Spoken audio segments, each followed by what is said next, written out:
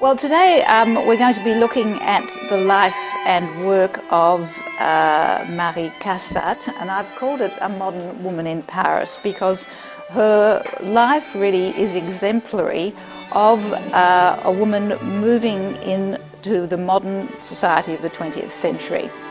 But I want to examine her life particularly in relation to the way in which she and other women have been treated by art historians at the time, and I want to sort of look at her work slightly from a different perspective, looking at what she has in common, I suppose, with the other artists she paints with and collaborates with, rather than in many ways what she has as difference, even though this is a little bit of a struggle because at the end of her career she devotes herself almost entirely to the painting of mothers with children. So that is going to be a bit of a difficult one for me, but I will do my best.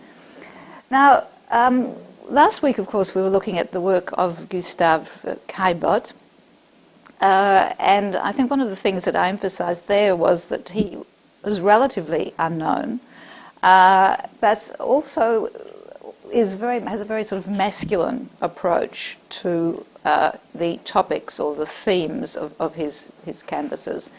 And to begin this lecture, I want to sort of look at this dichotomy that appeared very much in the 19th century in relation to the gendering of society, the gendering of space, the gendering of ritual, and in particular this was this idea that men were strong, rational, intellectual and courageous, as indeed we know they are. I think I got away with that one. And women, of course, were the opposite. You know, there was this big difference. Women were irrational, weak, feeble, and emotional rather than intellectual.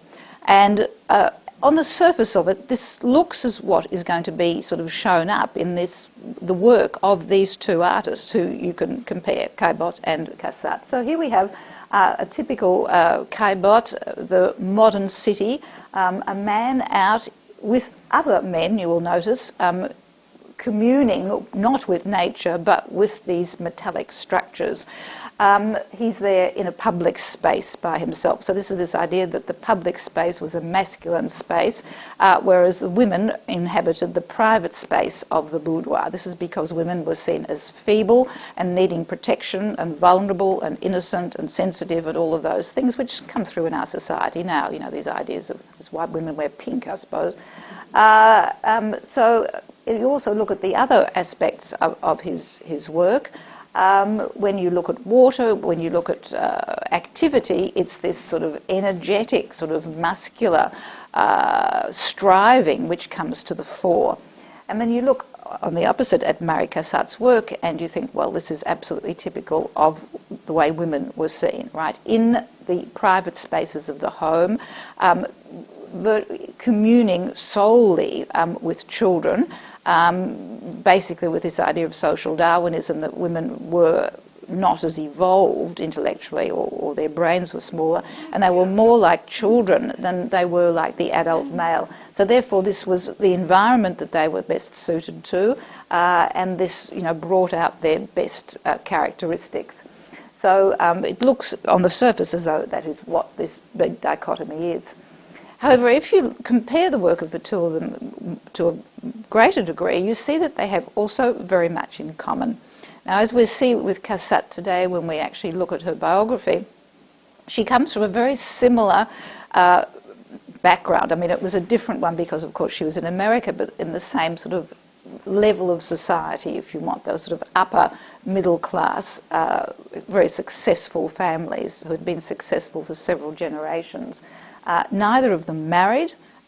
Both of them came into the Impressionist circle via Duga, and both were instrumental in inaugurating very large collections, which, in the case of Marie Cassatt, will eventually be left to the MoMA in New York. Not her directly, but through the influence that she had. So we look at what they have in common with this bourgeois background, and here you have, as we saw last week, Caillebotte's mother in mourning, very much this picture of the bourgeois woman involved in her activities, reserved, very carefully placed and surrounded by a bourgeois space, as we saw. Someone for whom time, activity, striving and concentration matter, not an extravagant person.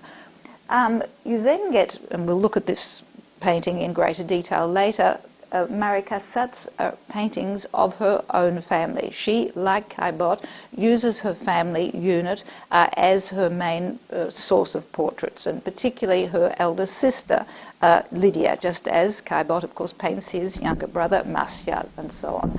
And here again is this idea of intense activity, concentration, lack of frivolity, seriousness of the bourgeoisie in very much not an opulent background, but a background which expresses social ease, comfort and security. Just two other examples of this contrast. We looked at the game of bézique, which is a form of cards which was played in these cercles, which are a bit of the equivalent of men's clubs in Paris. Very exclusive. Caillebotte would have belonged to possibly the Jockey Club, which is more or less like the Melbourne Club, I suppose, for our sort of equivalent. With men relaxing after a meal, very much this sort of concentration of male bonding over cards, but again, cards need concentration. It's not idle gossip, it's something which is exercising the mind and so on. Whereas women, the equivalent of women for Marie Cassatt, is exactly that. It's the bourgeois ritual again, but of course it's taking tea, and we'll look at this again in greater detail. So it would seem then that they have, in many ways, while they have different different physical environments that they investigate, their concentration on the bourgeoisie is probably significant and means that they have a lot more in common than you would think. Now, Marie Cassatt is a woman who, as we'll see, lived until she was 83, and she had a career which spans 2 continents. She was honoured with the Legion of Honour in France. She was given a gold medal by the Philadelphia Society because this is where she came from. She had lived through the moving of art away from the salon movement through the Impressionist through to the new modern art. She'd participated in all of these different forums. She'd seen the birth of feminism. And she had really in some ways been a champion of women's rights at the end of her career. But she's really only sort of perceived as a pupil of Duga. And it's only quite recently, in fact even more recently than the people looking at Caillebotte, that people are giving sort of critical acclaim and interest to her work, which however was acclaimed during her lifetime. And that this sort of brings up this question of what is it? Why has this happened? And a lot of it is to do with the idea of, women artists, right? Which I'll talk about in a moment. But the question, of course, has always been why aren't there any great, or why haven't there been any great women artists? And feminist American historians quite recently have sort of reacted very much against this and produced volume after volume of, women artists, and then you get, of course, Germaine Greer's The Obstacle Race, where she lumps together all women artists across the centuries, meaning that because you're a woman, you have more in common with each other than you do if you're a man. So in other words, you're completely sort of eliding all of social conditions, particular talents and particular areas. In fact, in many ways, even though it's refuting it, it's dangerously getting back close to the idea of the essential feminine that you actually had in Victorian attitudes, the naturalness and so on. However, of course, contrary to that, it would be ridiculous to say that there is no gendering in art. I mean, women clearly had different or differential access to sort of society, to different subject matter. There were certainly great constraints on what they could approach and what they couldn't approach. So therefore, obviously, there is something there. However, just looking at discrimination against women really isn't addressing the problem correctly, because it's actually you have to look further as to the whole structure of society which actually produces this.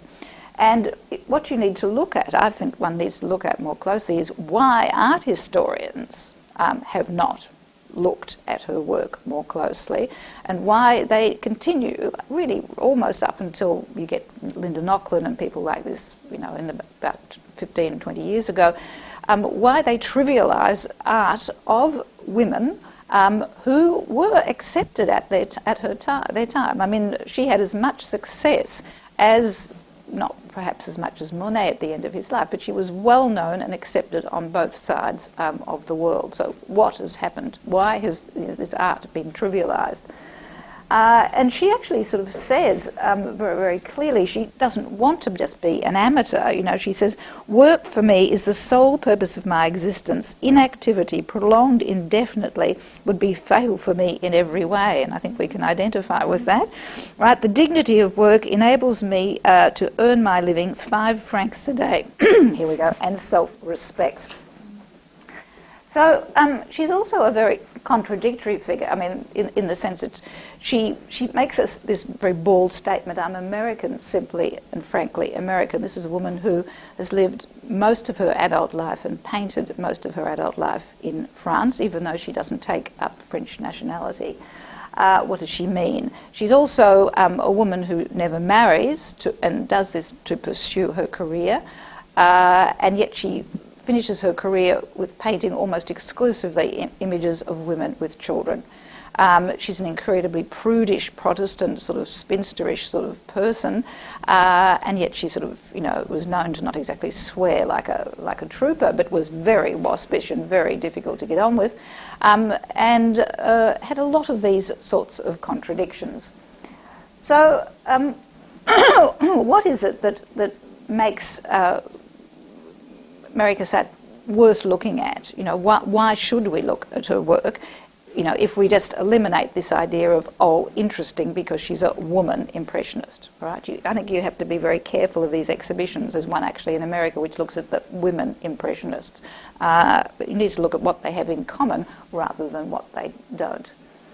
Now, she was born into a very wealthy, successful family in the area that's around Philadelphia.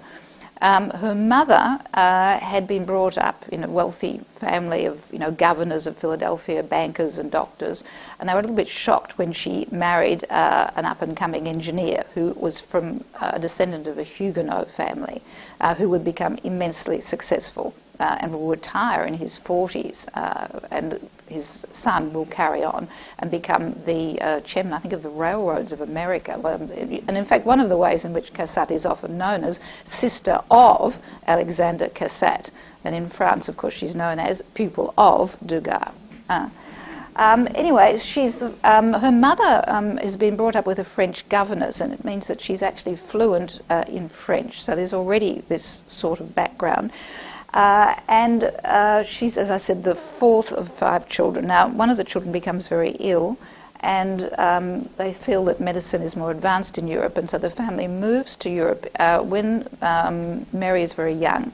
And I think they live in Europe from about 1851 to 1855. If you think of those dates, this is at the beginning of the Second Empire, so it's a very important time to be in Europe and in France and in Paris in particular. So she learns French when she's living in France. She's taken to the Louvre, exposed to the great works, then goes to live in Germany and becomes quite fluent in German. So you've got a trilingual woman, which is fairly unusual, particularly for the Americans at that time. And her brother actually then, of course, goes on he studies there and goes back. Now, she then returns to Philadelphia, and at the age of 15 enrolls at the Philadelphia School of Fine Art. Now, this was a relatively go-ahead place for women. First of all, women were in mixed classes. They weren't in separate classes as they were in Europe and practically everywhere else. And so it was considered a bit risque and a little bit bohemian. And her father sort of said, well, look, you can do this, but if you ever go and become a painter, you know, I would die rather than want that to happen. All right. He will eventually sort of come back on it, because women could be amateurs, but you didn't actually want to be a professional. Now, you need to actually look at, this is not the Philadelphia School, as you can see. It's Marie Bastishkev in Paris at about the same time.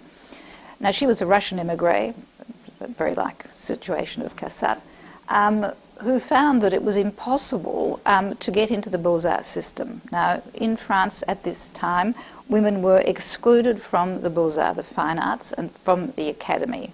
And it's not until 1889 that a candidature of a female will be put forward to be allowed to be enrolled at the Beaux-Arts. Now, if you weren't in the Beaux-Arts, it meant that you were possibly, well, you were more or less excluded from that boys' club of being on the jury of the salon, that your work would be not considered the same interest, and if you didn't exhibit at the salon, as we knew, of course you wouldn't get the major commission. So it was a major stumbling block for a woman to become a professional artist. If you are excluded from the Beaux-Arts, you either have to go into this rebel stream, which is what happens with the Impressionists who start their own group up, or you remain an amateur, which is what women were supposed to do.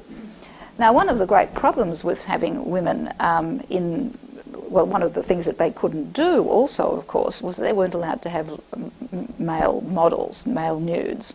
And this, again, was a great stumbling block, because remember, with the hierarchy of art at the time, that the highest level of art, that which was commissioned by the state and by private commissions and judged superior, morally superior, were the great history paintings or the mythological paintings, which of course requires expertise in the sketching of the male nude.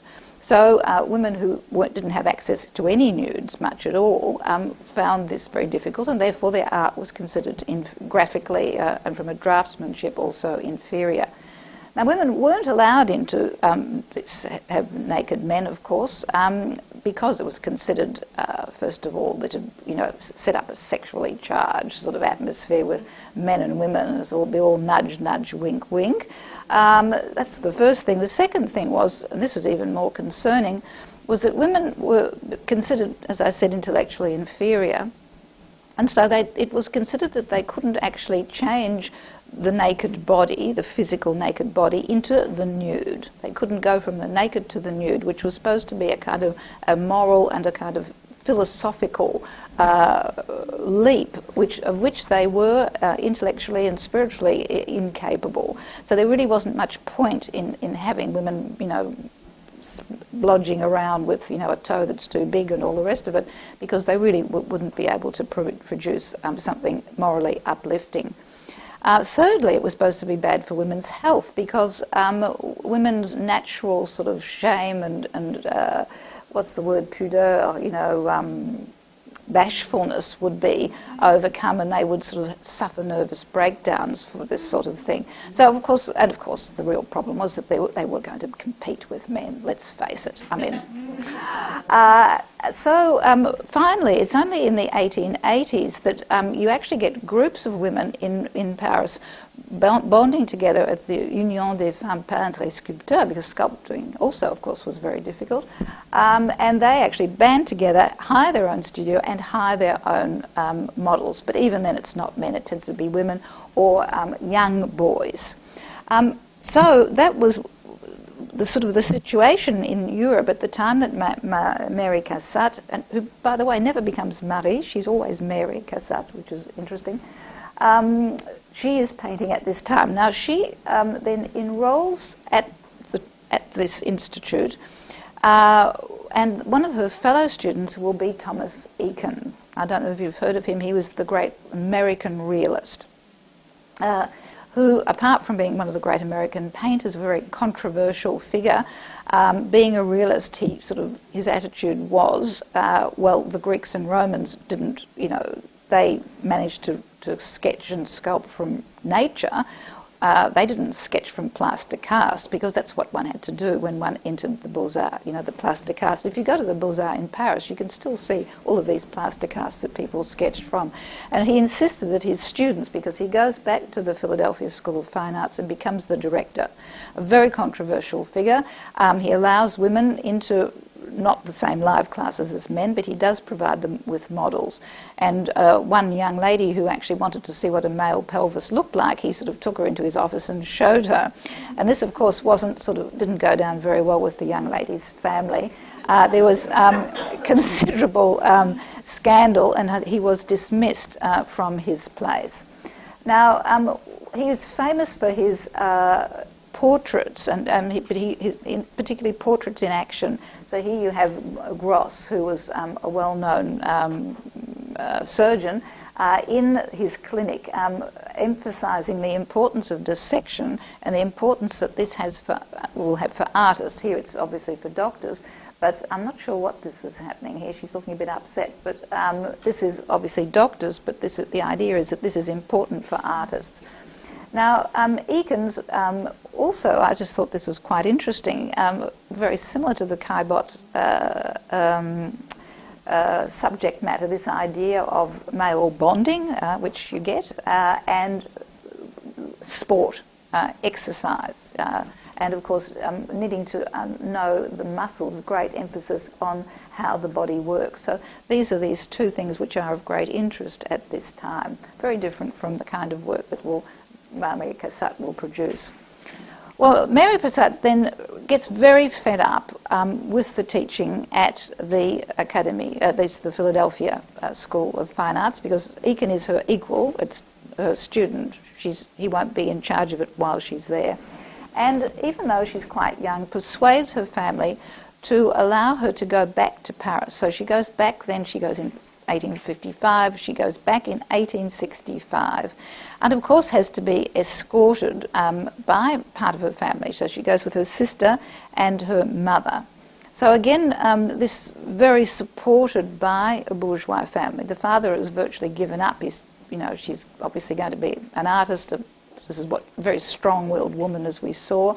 But he says he'll support her only insofar as she'll have enough money for her canvases and paints, and he obviously has to pay the board for his wife and the other daughter, but he really won't support her much more than that.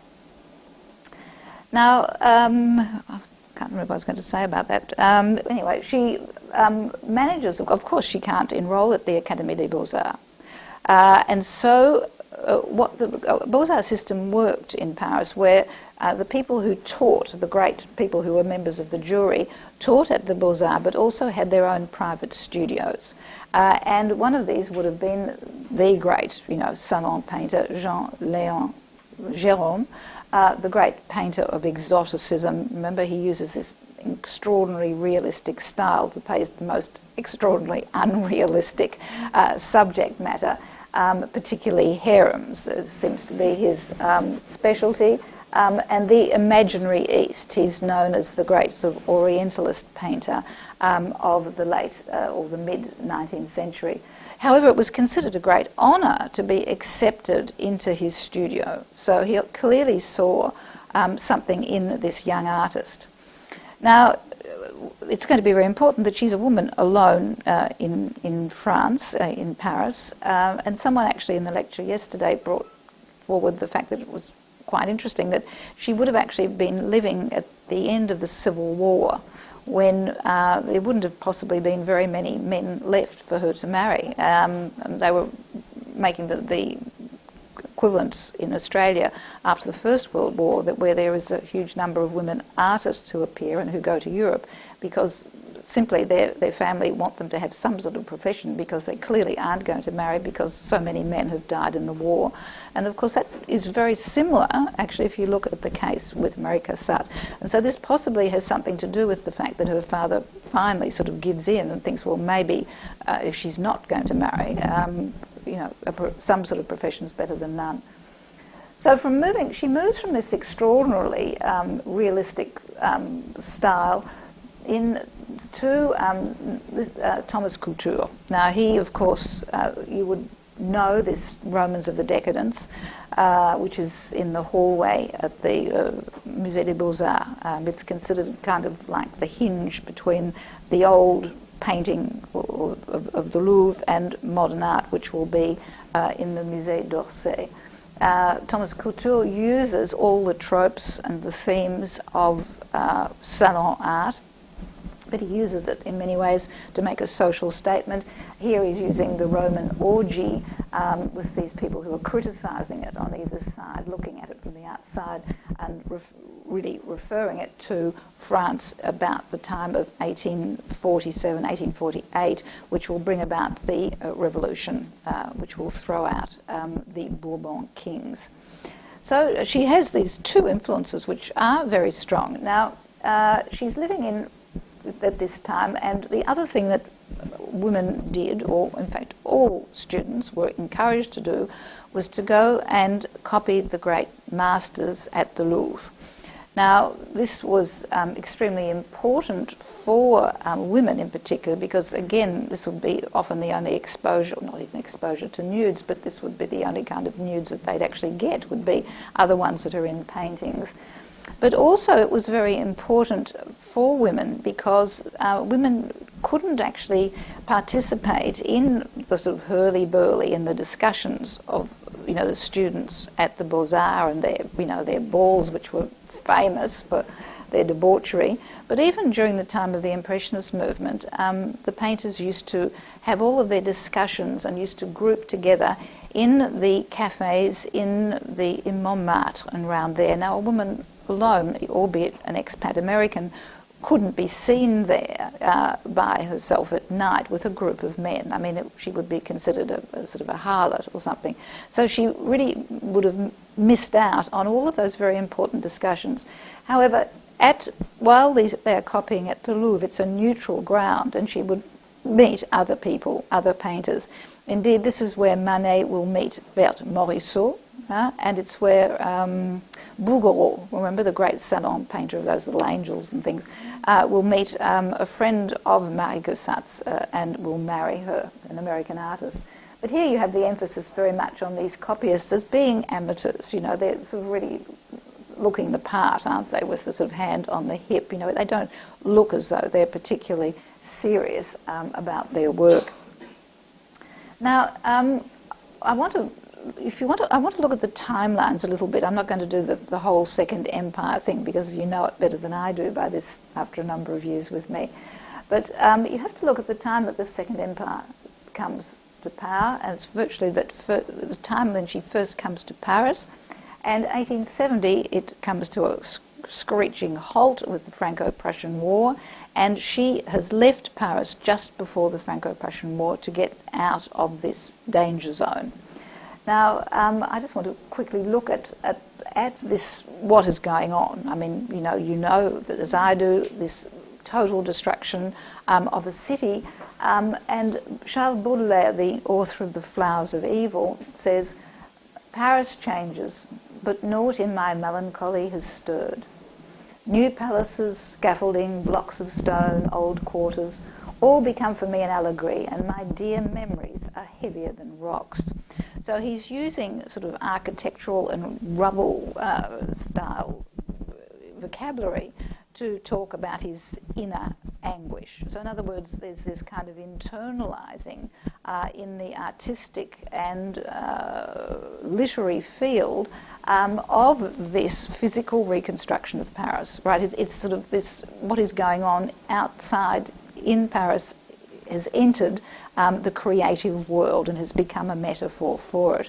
So I think this is very important when we're considering the creative output of Marie Cassatt, that she was living at this time. This is, of course, the new Paris, set up in a very structured, controlled way, dominated by the bourgeoisie, dominated by the new Paris, but also this Paris of leisure and pastimes, Paris of spectacle.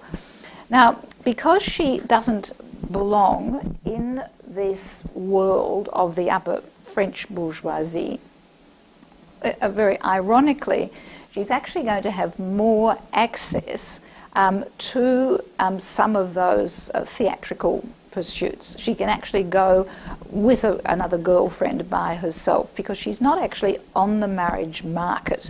Do you see what I mean? The bourgeoisie actually don't have a great stake in her respectability, right? It's something that she might be worried about and her family might be worried about it, but it's not something that's going to affect her sort of price on the marriage market. So she's not going to be obliged to conform to some of these stultifying rituals that you will see here we have in the Caillebotte mansion and Tissot's attitude of the political woman, right? Now she's going to be she's a very chic woman. She's interested in fashion, but she's not going to into this world of giving out ambiguous signals and how. Can she catch a man? It just simply existing as an object of desire on the marriage market.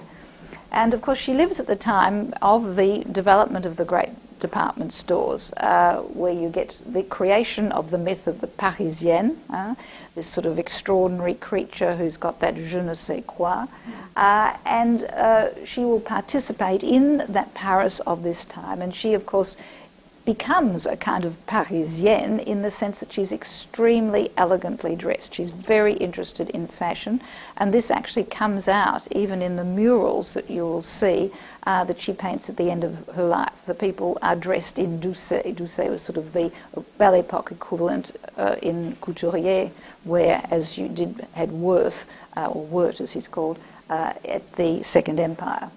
So therefore, you've got this, as we know, this sort of inner and outer boulevard. She's going to, first of all, live amongst the upper bourgeois class here, round this area, but she will, of course, have her studio up on the borderline between the 9th and the 18th. In fact, those of you who've been with me to Paris and stayed in the, well, Anne will remember, just across the road from the hotel was this very large building where Duga and Cassatt had their studio. You always had your studio separate from your living environment. So she sort of lives in both of these areas. Now, she's not the slightest bit interested in painting the picturesque working class of the outer suburbs, right? Remember, this will be left to Raffaelli, who's someone who also would be worth investigating in another lecture. These people are not going to appear at all in her art. So she, very much like Caillebotte, I suppose, she's going to confine herself to painting her caste and the social rituals of her caste. Now, while the Franco-Prussian War is on, well, first of all, before she leaves Paris during the Franco-Prussian War, she actually has success at the Salon. She manages to produce this, as you can see, a very conventional painting, very conventional subject matter, conventional palette, and it's accepted by the Salon. She'll struggle from then on, but she leaves and goes for a number of years, several years, about 3-4 years, travels to Parma, where she is given a commission copying Correggio for a bishop or somewhere in Philadelphia. She also goes to Spain, where she will be very attracted by Goya's work and paints this kind of majas, or her on the balcony sort of take of this, seeing this idea of, of women flirting with these dark sort of figures in the background. So a very dark palette, which she will move away from during the period when she's involved with the Impressionists, and she'll move even further away when she is influenced by Japanese art. Now, she comes back to Paris in 1874, the end of 1874, beginning of 1875, and sees a painting of the races by Duga in one of the windows on the boulevard, and sort of sticks her nose against the window and says, that's exactly the sort of thing I would like to do. And very soon afterwards is introduced to Degas.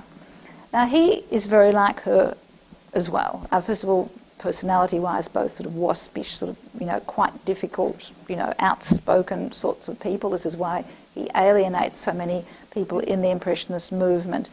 Also a bachelor who will spend his entire life pursuing art. vaguely misogynist, but gets on very well with Mary. And does several portraits of her. This is a portrait, but he does actually some paintings of her as well, which bring out a kind of whimsical sort of character that she has. It brings out her personality. You just need to think of what Renoir would have done with this. One hates to think. Anyway, you get this idea of an unusual character. You get her, she's not sitting back in her chair, relaxing or posing. You get this energy, she's moving forward, she's going to say something to you. Also great emphasis on her hands. She was supposed to have had very large, energetic, sort of almost masculine hands, and you'll notice that there is an emphasis on them in the painting, these two beige parts here. Admittedly, you'll say that's the only flesh which is uncovered, but there is definitely an echoing of the two patches of colour here. And she's got photographs in her hands. Now, photography was beginning to be used at this time for paintings. Duga used it. They would photograph models that couldn't stay still for long enough and often work from photographs. So she's seen very much as a modern, a very independent, but unfeminine in the tenets of femininity at the time. Sort of a mate, I mean, you've got the impression that there's this kind of a bond between them, but it's sort of they're good mates, and it's not anything more than that. Now, he does several paintings of her, and this is Marie Cassatt at the Louvre. And there you get, again, this kind of jauntiness. She's not sort of standing there being demure or the object of our gaze or flirting. She's out there by herself, on the umbrella. The twist of the body, very much like a fashion plate, and Degas in many ways is sort of giving this idea, not making fun of her, but sort of a little nod to the fact that she was such a fashionista, and so she's actually been portrayed a little bit like one of those fashion plates from the back. This is her sister Lydia, who must be extremely short-sighted is all I could say, but who's portrayed as a bit of a blob in comparison. Do you see there's just this large thing without a face? Neither of them have a face either. It's this elegant woman out there in the public space at the Louvre. Now, Marie Cassatt then, after having been rejected, that painting that we just saw of people on the balcony was rejected by the jury, and she is finally persuaded by Duga to throw her lot in with the Impressionist group. And this will be the third Impressionist exhibition, the one that will be put together by Caillebotte, which is interesting. Now, there doesn't seem to be any reference in Caillebotte's art to her. I can't imagine he would have had a lot in common with her. Do you know what I mean? She was a very sort of waspish sort of personality. So here we have the Batignolles group headed out by Manet. We have Zola, who will be the great writer who talks about them, Bazy, who will die, Monet, Renoir, and other critics, Astruc, here as well.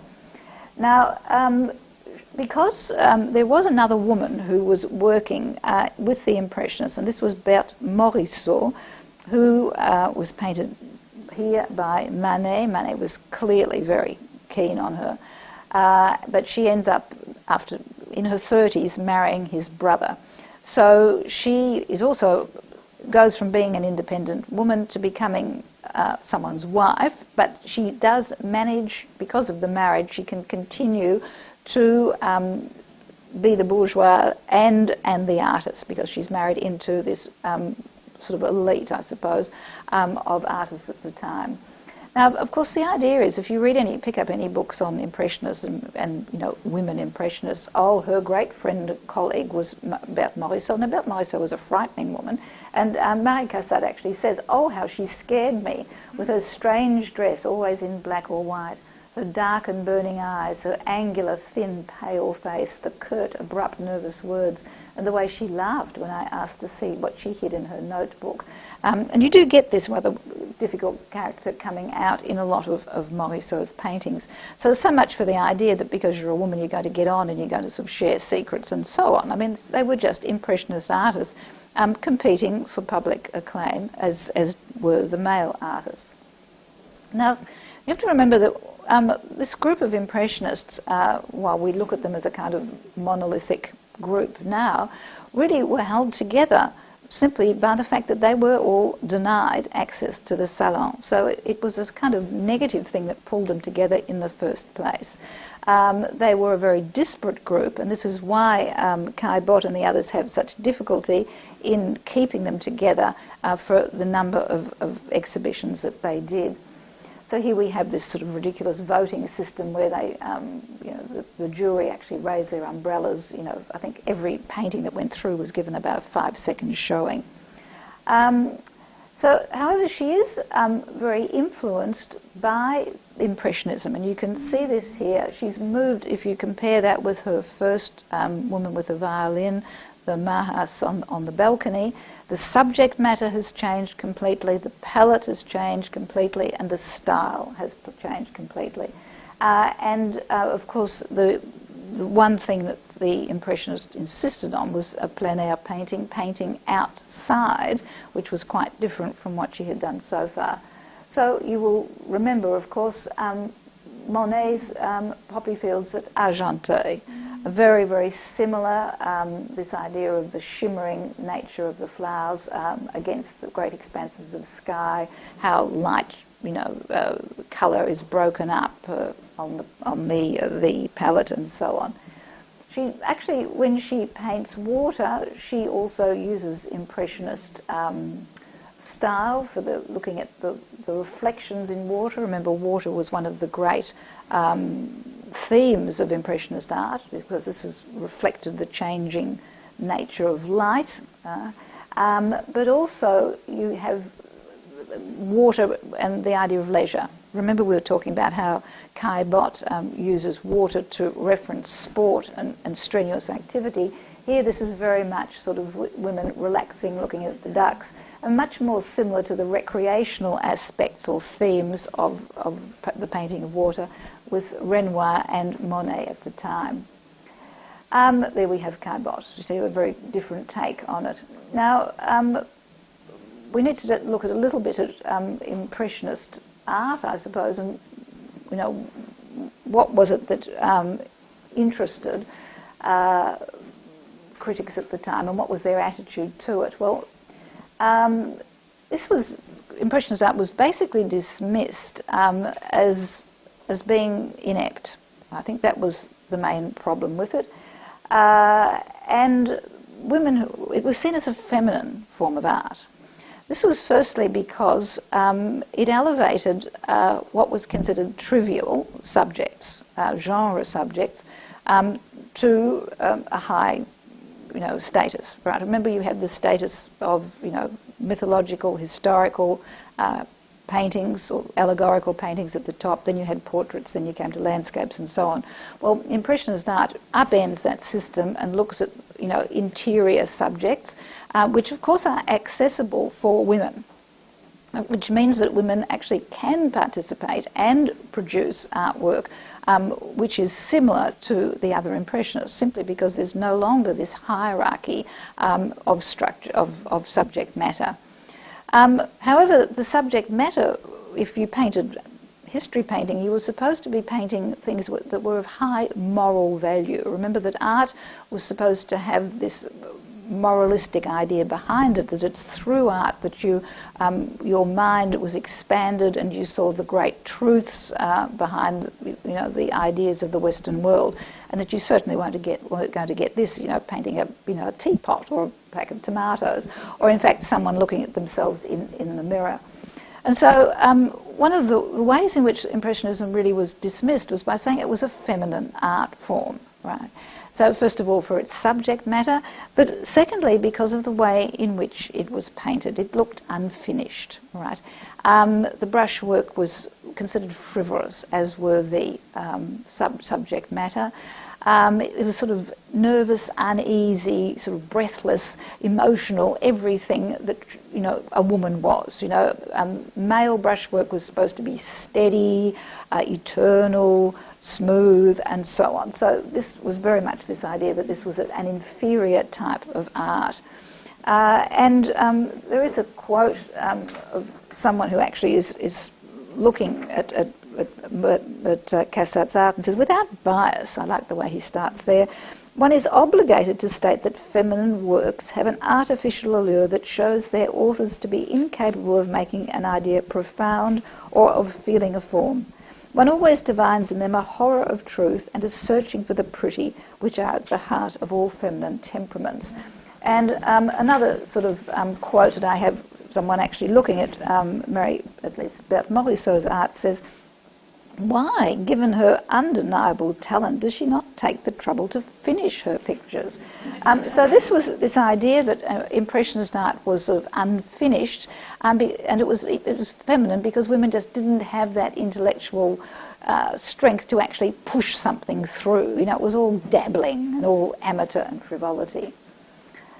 Now, Mary Cassatt gives us images, however, being a woman, and she actually does have a different look or a different view of the bourgeoisie, I suppose, from those men who simply paint the outside. And so she confines herself mostly to portraits of her family and her milieu. This is what fascinates her most. As you saw, we had some outdoor paintings there of poppy fields, but they are very few in her oeuvre.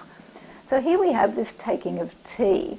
Now this, of course, is the equivalent female ritual that we had of men, you know, as we saw in the cercle playing cards. Remember that bourgeois women, one of the activities that they were supposed to take part in was this linking, this networking, the networking of society, essential in many ways for bourgeois families managing to make marriages and even do deals, was the way in which women called on each other's at homes during the week. And so every day they would probably go to 3 or 4 or 5 at homes, buzz in, sit down. This woman has clearly come in, she's still got her hat on, and would come in, have a cup of tea. This is the lady of the house, and very foregrounding, of course, is the teapot and so on. Of course, and this was considered, you know, with the little finger stuck up, to be frightfully sort of elegant, and it sort of shows what she's showing here in many ways is a refinement and the adherence and the importance of social rituals that even she, as a foreigner, understands. But already you have what is interesting here is reference to what will become very apparent in her work is reference to Japanese prints with a pattern at the background which actually begins to push the figures forward, but in many ways gives an overall patterning, which of course will eventually come to, not in her work, but if you think of Matisse where the background and the figures are collapsed completely, this is really the beginning of it. But a very strange sort of orientation. Think of Caillebotte. Remember where we used to come in at strange angles over plates and things? Well, here you come into the painting over the top of a teapot. So it's the feminine form of what we saw last week. Now, she paints her sister. Her sister Lydia also is unmarried. So this is quite interesting. 2 marriageable women who are not married, so possibly this idea of the generation of men being wiped out at the Civil War is correct. She acts all of her life as a chaperone for Mary. She has a kidney disease, Bright's disease, and will die of it during the time that she's in Paris. I think it's a very painful disease as well. Now, she's seen here, again, in the typical partaking in the bourgeois ritual of taking tea, but there's, again, this sense of reflection. She's not there to be on show, as she would be possibly with a Renoir painting. She is very reflective, it's an internalised subject. However, she's shown to be a very elegant woman, so elegance matters, but again, stuck between, not a rock and a hard place, but from a canopy and some flowers.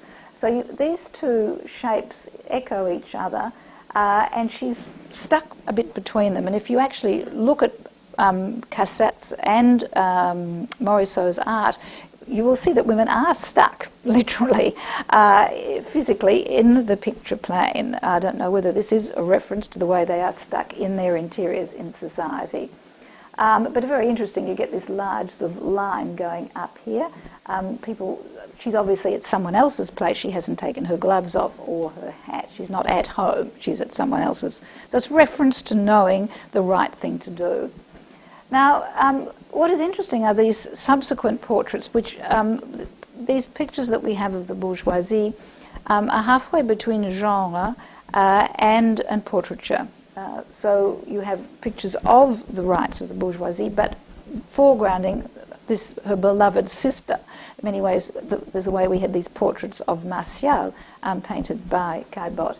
Now here we have Lydia, who will die fairly soon after this, about a year and a half afterwards. Again, foregrounded, involved in an activity like Caillebotte's mother, all right? Not just sitting looking vague or staring to the distance or looking pretty. She is doing something, she's concentrating on that. She actually has mittens on here. She's not actually crocheting with gloves on. What you get there is also what we saw with the Caillebotte, this exaggerated perspective whizzing off into the distance, and very much foregrounded here by the colour, so that you can't miss the fact that this is whizzing back to here. And the figure is pushed very much towards us. So this is, again, a reference, as we'll see in a moment, to the influence of Japonism, Japanese prints, where these woodblock prints which were coming into France at the time. I'll speak about that in a moment. This also is just before Lydia's death. And she is seen here at her loom, all right? A very feminine occupation.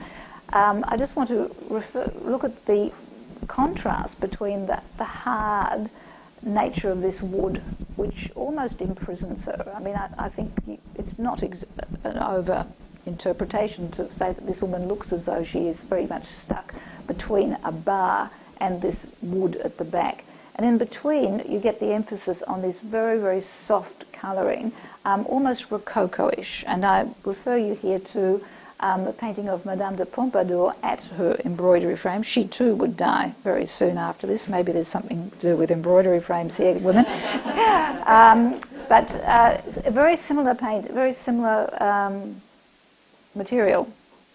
Rococo, of course, is that movement which wants to lighten everything up. It's it's full of twirls and soft colours, and was patronised or brought into fashion by Madame de Pompadour. Now we have then Lydia totally absorbed in her task, with a slightly melancholy look, fairly stern, set expression of someone who feels she is doing something which is worthwhile, right? So you have this sense of endeavour and solemnity and indeed solitude of the bourgeoisie that I think came out quite clearly in Caillebotte's paintings. Now I just wanted to look at another painter who paints interiors, I'm not saying another woman painter, but another painter who emphasises interiors, who is of course Morisot, because of course it was difficult. These women couldn't go out and stand at the Café Gerbois and paint people sort of cavorting around and drinking coffee. I mean, they couldn't. So this is why you get a predominance of these interiors with them. But here you have very much, this is her sister Edme. She also paints her family. She also comes from the upper bourgeoisie. Edme was a very talented artist who gave it up to become the wife of a provincial tax collector. Sounds great, doesn't it?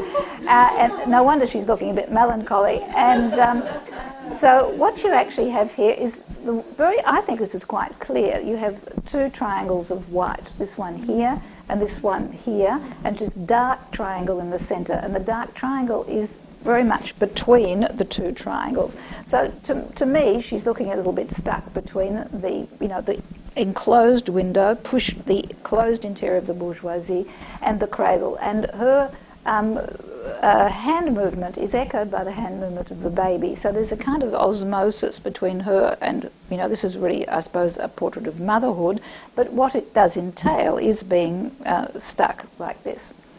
Also, another portrait of women, again, the faceless person of Caillebotte. this woman that is enclosed by the balcony. I think we spoke about this last week, how when Caillebotte portrays men, the balcony seems to be here and they are leaning out into the public space. This woman is pushed back by it towards us very securely in the inside of the apartment. So again, you get this, at least she is looking out and not looking towards the enclosed space. Now, the portraits that Cassatt does of her mother are very interesting as well. Now, her mother, as we've seen, was a very sophisticated woman, at least bilingual, probably knew some German, and she's shown here again as someone who is worthy of dealing with. She's, first of all, reading a French newspaper, so this foregrounds her knowledge of the language. But she's reading a newspaper. She's not reading a Penny Dreadful or, some, ghastly sort of Days of Our Lives. She's reading something significant, which quite possibly a lot of the bourgeois women wouldn't read. They wouldn't be reading the Figaro. Maybe they'd be reading it for the births and deaths or who's in town. But she looks as though she's portrayed with her glasses on her nose, which aren't flattering, but emphasises the act of reading and the act of intellect. There's something intellectual going on here. It's a very interesting painting also because Mary Cassatt is very interested with the play of mirrors, and you'll see in several of these other paintings that I'll show you the way in which she's playing with the mirror image here. So what looks like just a sort of stark portrait is given a kind of interest on the side here with the hand which appears almost disembodied in the mirror, and the zigzagging of space here, which is very much, again, something that is of interest from the Japanese prints. And the importance of hands. The hands are always foregrounded in her art. Now, in a later painting, she paints her mother, again, who's a rather stern-looking lady, and she's always seen in a role that is not frivolous, that she's not, someone just to be looked at, or she's not just my mother, but she's someone who's a person in her own right. And she's seen here as a kind of matriarch, and this is actually quite interesting because this is 1889, and there's a movement in education. In 1881, Cassatt pushes for the law that all children have primary school education, and mothers become less simply the moral arbiters of the household. They now become educators as well. It's important to educate children, and we'll talk about this a little bit later when we're looking at the concept of childhood in the art. So here she's seen very much not just as revered because she's old, but having an active role in bringing up this young generation. Now, this is a very different slant on women from Tissot, who's painting virtually at the same time as 1889. It's a bit later. Jacques Tissot, who is a Frenchman who goes to paint in London during the Franco-Prussian War and comes back and becomes the painter of the Parisienne, this extraordinary ethereal creature. Now here we have it called Quiet, and here we have the exact opposite of the paintings of Morisot's mother, Cassatt's mother. Here we have a woman who is simply the object of our gaze. She's not doing anything. She's got the book open on her knee, but she's clearly not engaged in reading. The reading seems to be just something that she happens to do while she's sitting on a leopard skin couch in the backyard, as you do. With a very well-behaved child and a sheepdog. So, you know what I mean? It's an unreal, very much unreal representation of women, but a woman as an object, as a decorative element in the bourgeois household. So very different from the attitude of Morisot. I thought also this, again, is very typical by Tissot, this attitude towards women. As she is decorating the bourgeois interior, but she's decorative herself.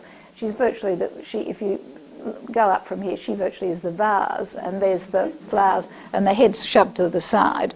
And she's in this artificial environment. So she's an artificial creature in an artificial environment who is just decorative. She is to be looked at. She has no subjectivity. Now, you get back to Mary Cassatt, and you can see, the difference. Now, when was that? Well, that's there is a difference, I suppose, of about 14 years. But this is Mary Cassatt's mother. Her father now has died, and Lydia has died, and this is why she is wearing mourning. So remember Caillebotte's portrait of his mother, also in mourning for his father and his brother. So it's very similar. Here but you see her very much as an old woman now. She's no longer actively reading or part of the family. There's this melancholy, sort of vague, you feel sorry for her. It's almost the handkerchief, with the watering eyes. This large sort of triangular block, almost Renaissance style, where she comes right towards us, emphasising the sort of rather vague, very old looking person who is clearly sort of at the end of her life. It's a great sort of homage to her mother. I just wanted to look at to contrast that, but even more to contrast, this trope of the mother appears a lot in this painting about this time. Whistler, of course, is much more interested in the play of colours, greys against blacks and against whites and forms. You get the sort of shapes, the square or the oblong here, the oblong inverted there, and then the kind of triangle here. So he's playing with that. However, he does use his mother, again, as the subject matter, again in mourning, again in a sort of very reflective pose. Here we have Berthe Morisot, who uses her mother. Again, she's reading. You've got poor Edme, who's again stuck between the mother and the sofa. She's sort of about 9 months pregnant at that time. Mary Cassatt does very few portraits of men with their children, and indeed this was a relatively unusual theme. Portraits were practically always of women with their children, because this was the natural thing. Men were out there doing things, they didn't have time to be sitting around. So here you've got a very interesting thing that we'll see later in her work at the end of her life, is this sort of affectionate bond between child and adult, and usually the mother. But here the two faces pushed together, and so you get the similarity, you get like the future of this child and the past of the brother. This is Alexander Cassatt, who will go on to become very famous in America.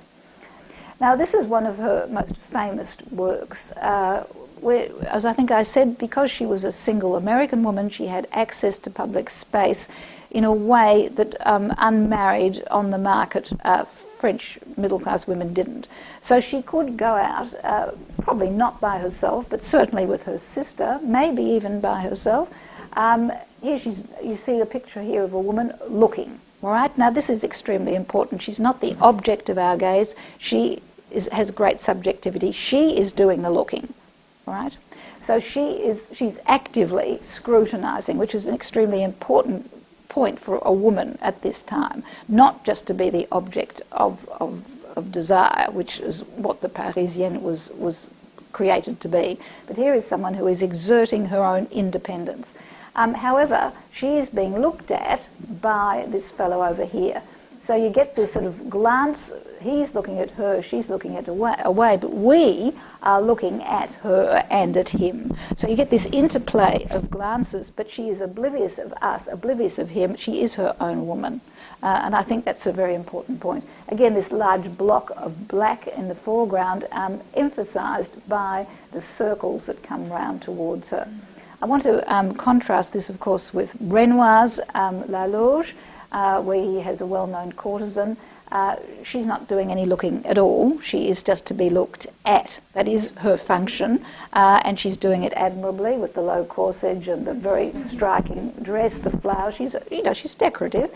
She's got opera glasses, but she's not using them. She's not exerting her independence.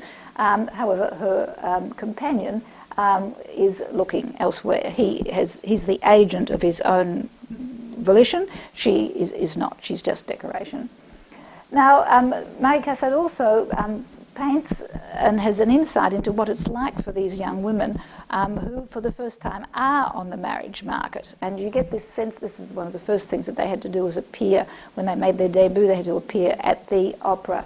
And so you get this sense of exposure, and it's very much that. There they are, for the first time, dressed in white, sitting up very stiffly, you will note, clearly feeling looked at. So I think this is quite, this concept of gaze is very interesting in Cassatt's work. We're looking at them, they're not looking back at us, they're looking elsewhere, but they're conscious of all of these people here looking at them. Now, Berthe Morisot also has the same sense of uneasiness that women have. They're feeling exposed. I just want to go on a little bit further.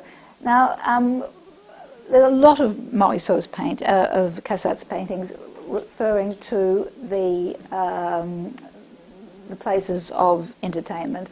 Now, here you have this large triangle here, very unusual angle that we're brought into the painting. We're brought in over the shoulder. The light is coming over the shoulder onto the white gloves and down again into the ranks here, into the loge here. So you've got a triangle with 3 or 4 lines, which is the composition of the painting. But again, these women are looking, as opposed to Degas, who uses the same unusual angle taken from Japanese prints, the same idea of the painting being taken over the shoulder onto the dancer, who is sort of squashed because she's seen from above. But here you have much more feminine ideals. She's looking behind her fan. This idea also of women not in the public space, but in private spaces, which men didn't actually have access to.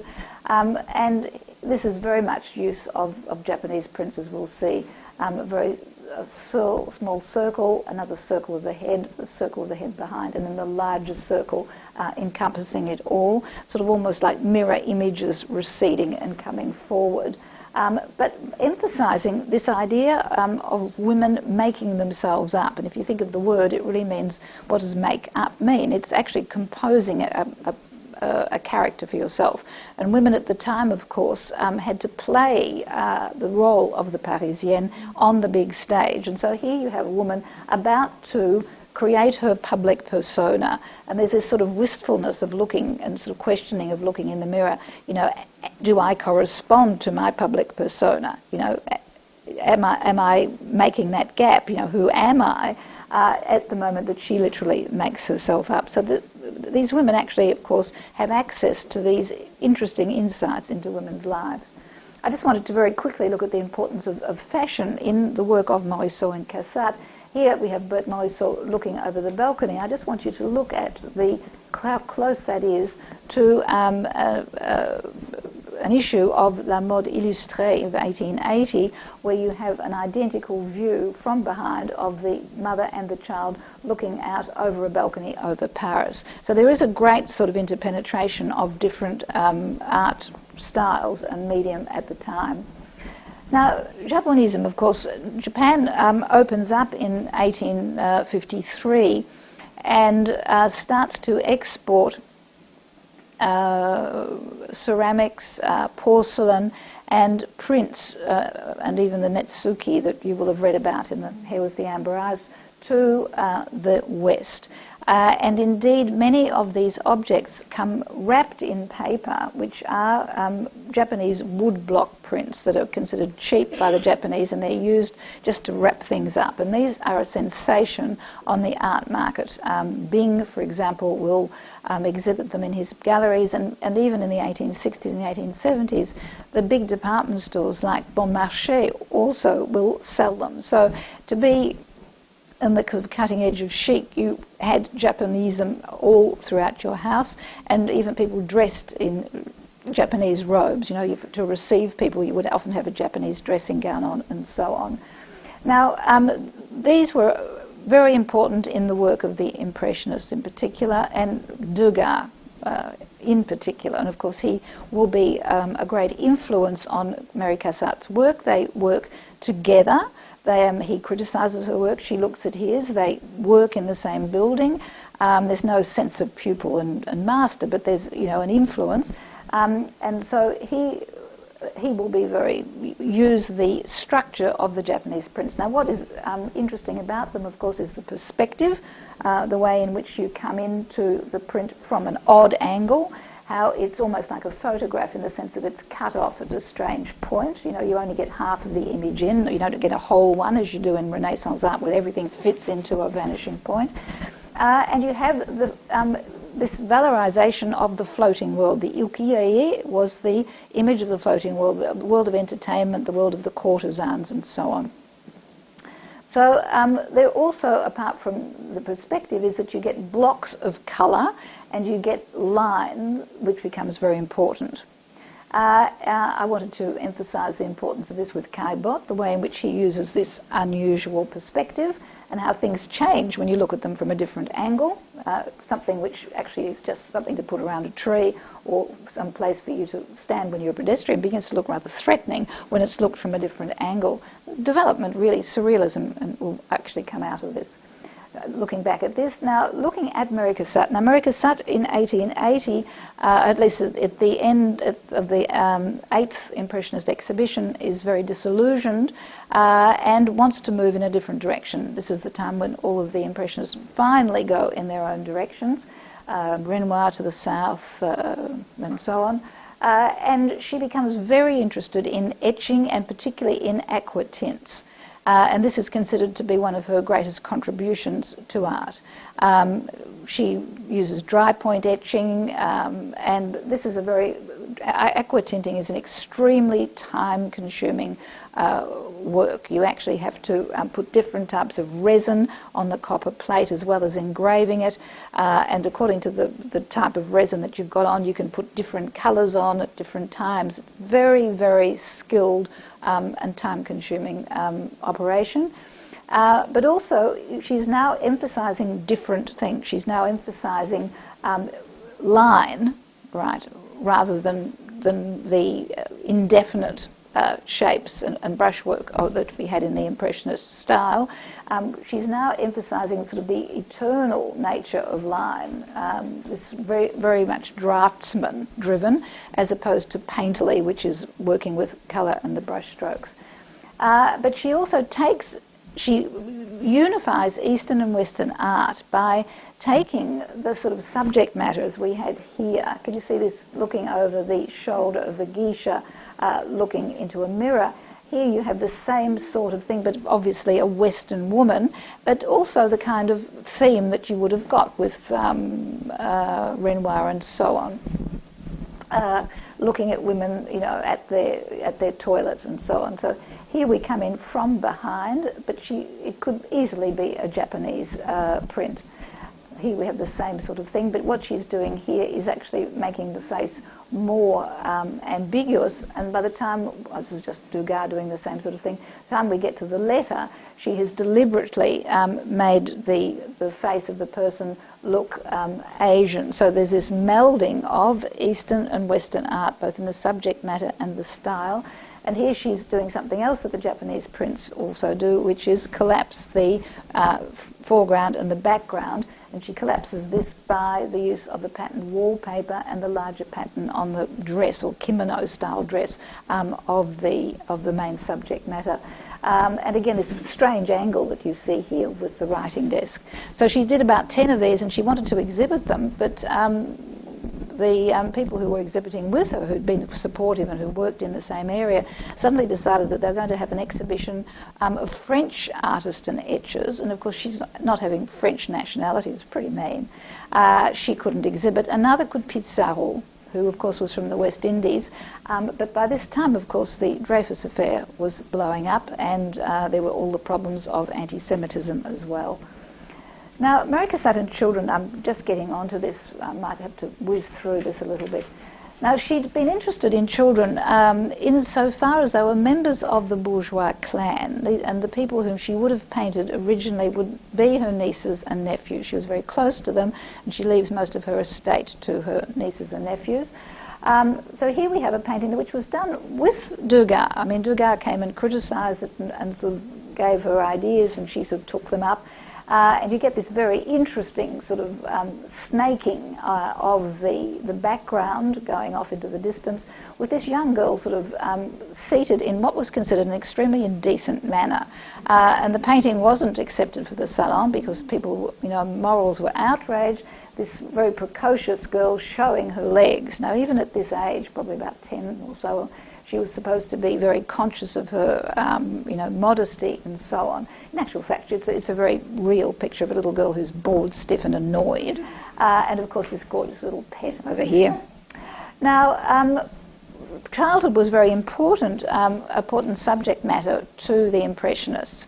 Now, there are several things about childhood at the end of the 19th century. First of all, there's the attitude which had been growing from the time of Rousseau, in other words, the beginning of about 1800 onwards, that childhood was a precious time, that it was a time which was fleeting, a time of innocence, a time which will be lost very quickly, and to which one couldn't go back. And this was very different from the attitude towards childhood in the 18th century, for example, up until then, where childhood was seen as an apprenticeship for adulthood.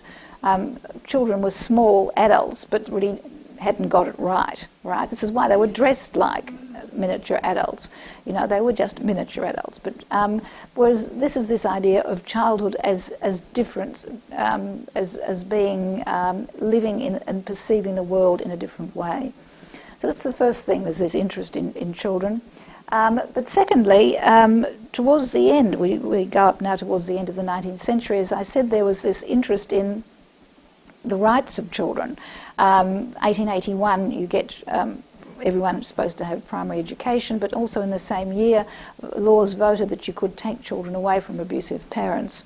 In 1883, I think also, even before 1880, there was a law that children under 12 shouldn't work for long hours or shouldn't work at all, and then they limit the number of hours that children should work. Before the British did the same thing. But also, children were seen as extremely important for the future of France. Now, this is because there had been a number of cholera outbreaks, but also 1 in 3 children up until 1870s didn't make it to the age of 5. And this was because of childhood ailments, but also wet nursing and some of the sort of hygiene practices. So with the development of medicine and Pasteur in particular, the bringing up of children are now seen as precious to the nation and must be preserved. And women now are seen as I said before, not just arbiters of morality and educators, but now are supposed to be in the forefront of hygiene as well, teaching people how to stay alive, I suppose. One of the problems, of course, was that France had just been flattened in the Franco-Prussian War. They'd had Alsace-Lorraine taken from them. They had not recovered from the humiliation. And they looked across the frontier and saw Germany was rearming. The people were bigger. They had a much higher birth rate. And so children, not just philosophically, as with Rousseau, become of importance, but they are importance to the future of France, a national heritage. Anyway, be that as it may, we get a number of pictures of childhood, and of course here is a typical Renoir. He does a lot of his children with their maid, Gabrielle. Now, but what you actually is foregrounded here is less the bond between the two of them, but the fact that they are both childish. Right? So this woman here is seen as delighting in playing with clay dogs or whatever they are as much as the child. And this is this idea of women as being much closer to children and have the same sort of innocence and freshness and being so natural, and that this is the kind of thing that they delight in, playing with plastic dogs, as we all know. Get a different take, of course, from Cassatt, who starts to be very interested in the bonding between children and mothers. I think this is a particularly successful one, where you still have a woman who is actually clearly has a task to be done, is connecting with the child. Now, this is 1902. However, she does start to go into an area that I find a little bit cloying. I'm going to go over a bit. Is that all right? I know I say this every week. But what happens with these mother and child groupings that she has, she manages to do several things. The first one is to connect with the old masters without looking too much as though she's got a modern subject, she's got a modern woman who is here clutching a naked child, and I want to talk about nakedness in a moment. But you'll notice very much this sort of halo around the two of them. It's very much like a Madonna and child, like painting. And indeed, this is another one, the caress. Here you've got the sister and the brother and this sort of naked child and the mother, very similar to the sorts of things that you'd see in Correggio, in a lot of Baroque art at the same time. But also, it allows people to look back at their own childhood, but in particular, it allowed Mary Cassatt, who was quite a prudish woman, I mean, who wasn't, was a Protestant, hadn't been brought up with, naked men around her in the studio. But here you can actually have nudity, and it's an innocent nudity, and so she can sort of foreground the women's sensuality that's an acceptable and respectable sensuality. This connection between the flesh of the mother against the flesh of the child, and you'll see the sort of great similarities in the faces of the two of them. Now I want to show you the difference between, again, as I did last week with Renoir's nudes, which are, obviously sensual, sort of eroticized sort of nudes, showing off female anatomy. And then, of course, we had Caillebotte with his really arresting male nude, where he's foregrounding, of course, masculinity and muscles, as opposed to the sort of just sensual soft curves of Renoir. So here then we have a very different kind of attitude to the nude. So what Mary Cassatt is really doing here is looking at this sort of intense bond between mother and child, which is interesting for a woman who doesn't have any children of her own. But she obviously observed it. So here you have this pyramid shape, which is the two forms melded together with flesh against flesh, and the little arm around the neck and this round here. It's a very touching sort of view, and she clearly was someone who was touched by it, against a background which again evokes the Japanese prints. There are books and books and books of these. She painted hundreds of this subject matter, but here again you have the very soft Rococo type styling, but the intense entwining of the two bodies. So the mother has her hand around onto the child's leg, her own hand on her own hand, the child has her hand on top of those hands. See the sort of the pile of hands, and then she is connected again by touching the mother's face, and the mother's face is against the child's face as well. So there's sort of foregrounding, I suppose, the unit that a mother and a child form. Again, this is now what I was referring to as women as the arbiters of hygiene. So here you have the mother teaching the child how to wash, and of course this is something that we take very much for granted, but there still wasn't running water in most even of the upper middle class mansions in Paris. People still had to wash in basins and often didn't. So here this is actually quite an important. It would have struck viewers at the time of a mother and child actually washing the child's feet. And Cassatt herself was a fanatic for cleanliness, as most Americans were, and had great, had one of the first to have plumbing in her house. Again, this idea of grooming and the bonding of the mother and the child. But what I find interesting here is the way in which she's again played with the other side, with the mirror image, which makes it a much more interesting painting than simply this sense of grooming, but always the similarity of the two faces. She also then goes into painting her nieces and nephews. I'm not sure what to say about these. I tend to lose interest a bit at this point, but there are hundreds of these paintings. So she became obsessed with paintings of children, particularly little female children, always in outlandish outfits, But this idea, I suppose, of the child as a very important element of society, no longer just, in a family grouping representing, the heir of Lord Kafup's or, decorative element in a family portrait, but the child having its own world and being worth painting in itself. I just want to have a look at this last aspect of her work. After her sister had died and her mother had died, Mary Cassatt fell back on the relationship she had with other female American artists who were in France at the time. One of them was Emily Satine, whose best friend was a woman who would become Louisine, actually, Havermeyer. She became a great friend of Mary Cassatt's. Now, Louisine Havermeyer's husband, Havermeyer, divorces his wife, who is her aunt, and marries her. So already we're not sure about Havermeyer to begin with.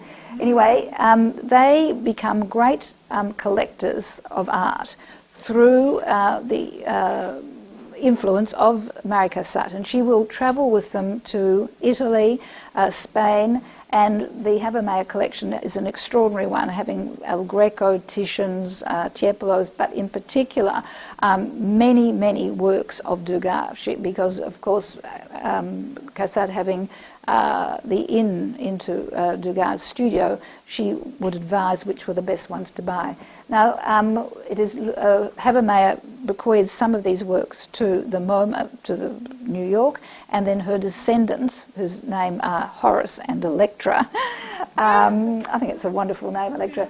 Actually, they bequeath something like 4,000 works of art, which are the basis of the MoMA collection in New York. Now, Louise Havermeyer was a great friend of Cassatt, but she was an advocate of women's rights. She was someone who showed her paintings to raise funds for women suffragettes in America. She and her friends literally would stop the traffic, much to her children's horror. She'd be out there, talking through loudspeakers at rallies and so on, and has a great effect on the vote for women being put through as part of the amendment in America. So she's a very influential person from that point of view.